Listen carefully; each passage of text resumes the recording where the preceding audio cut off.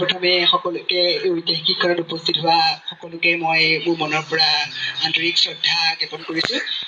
মই মানে মোৰ ঘৰ আচলতে গহপুৰত, মই ইয়াত কটনত পঢ়ি আছিলোঁ।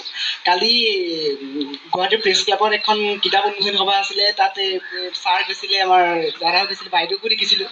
তাৰ পৰা মই মানে বহি আছিলোঁ তাত, তাৰ পৰা বহুত দিনৰ পৰা উপন্যাসৰ কথা শুনি আছোঁ। মই কিতাপখন নিজে পঢ়িছোঁ দেই। পঢ়াৰ পিছত মই মানুহজনক এটা সাহিত্যিক বুলি ক'লে এটা মানুহজনক যিমান যি কৰে আমাৰ সাধাৰণ শ্ৰেণীৰ মানুহৰ লগত কথা পাতিবলৈ অকণমানো মানে ইমানখিনি মানুহ মানে সংকোচ বোধ হয়।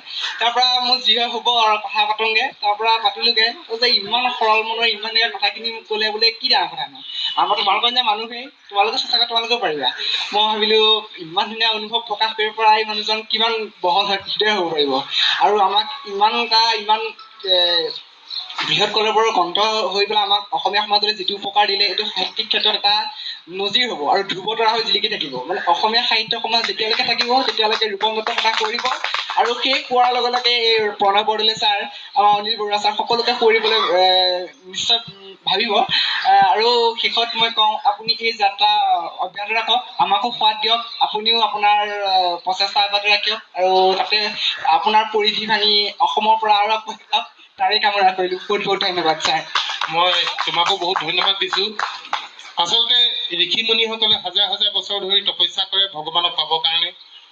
আচলতে সেইটো এটা ৱে, কিবা এটা পাবৰ কাৰণে আপুনি কিবা এটা ত্যাগ কৰিব লাগিব। এই ল'ৰাজনক মই কালি পাইছিলোঁ, কটনত পঢ়া ল'ৰা এজন, গ্ৰন্থমেলাৰ নিচিনা। ইয়াৰ বয়সত আমি এনেকুৱা যদি গ্ৰন্থমেলা আছে, কলেজৰ পৰা যদি পঠিয়াই আমি পলাই গৈ পেলাই এখন চিনেমাত বহি থাকিলোহেঁতেন। মই সঁচা কথা কৈছোঁ, বাই হাত মই সেইটো কৰিলোহেঁতেন। কি কৰিম, গ্ৰন্থ উন্মোচন কৰিছে কৰক আকৌ, মোৰ কি মতলব আছে তাত, মই তেনেকে ভাবিলোহেঁতেন। এই ল'ৰাজনে কালি ক্লাছ ক্ষতি কৰি আহিছে, তাত পুৰা বহিছে, মোৰ লগত কথা পাতিছে, প্ৰণয়দাৰ লগত চিনাকি হৈছে, অনিল বৰুৱাৰ লগত চিনাকি হৈছে, ৰীতা চৌধুৰী বাৰ লগত চিনাকি হৈছে। আচলতে তাৰ ইচ্ছা শক্তি আছে, সি কিবা এটা পাবলৈ, কিবা এটা শুনিবলৈ, কিবা এটা দেখিবলৈ। সি মোৰ গুণ গাইছে, মোৰ সেইটো কাৰণে ভাল লগা নাই। মোৰ ভাল লাগিছে সি যে আহি কথাখিনি কৈছে। এনেকুৱা হাজাৰ হাজাৰ ল'ৰা আছে, এনেকুৱা হাজাৰ হাজাৰ ল'ৰা আছে। যদি আমাৰ উঠি অহা প্ৰজন্মৰ মনোভাৱ এইটো হয়, তেনেহ'লেতো আমি নিঃসন্দেহে এতিয়াতো আমি শুই থাকিব পাৰোঁ, তেওঁলোকে আমাৰ ৰাজ্যখন ধুনীয়াকৈ আমাক টানি লৈ গুচি যাব।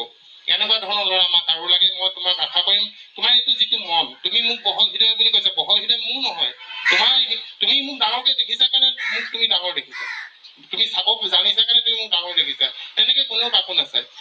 আটাইতকৈ ডাঙৰ কথা ইয়াত মই এটা জীৱনত দেখিলোঁ, আমি চবেই লৈ বৰ ভাল পাওঁ, দিবলৈ আমি বৰ টান পাওঁ।